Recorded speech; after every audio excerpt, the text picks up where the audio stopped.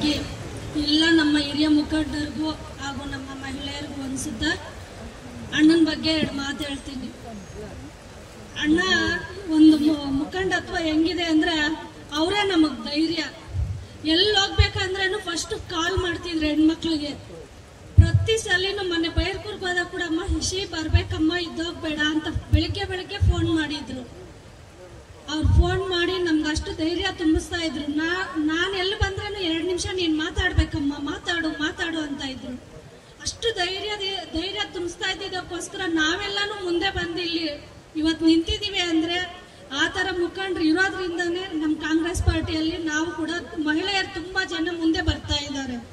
ಅದೇ ರೀತಿ ನಾನು ಎಲ್ರಿಗೂ ಅಷ್ಟು ದೊಡ್ಡವಳೆಲ್ಲ ಹೇಳೋ ಅಷ್ಟು ಆದ್ರೇನು ಚಿಕ್ಕವಳಾದ್ರೇನು ಎಲ್ಲಾರು ಸೇರಿ ಅವ್ರ ಆಸೆಗಳೇನಿದೆ ಆ ಕೆಲಸಗಳನ್ನ ನಾವು ಮಾಡಬೇಕು.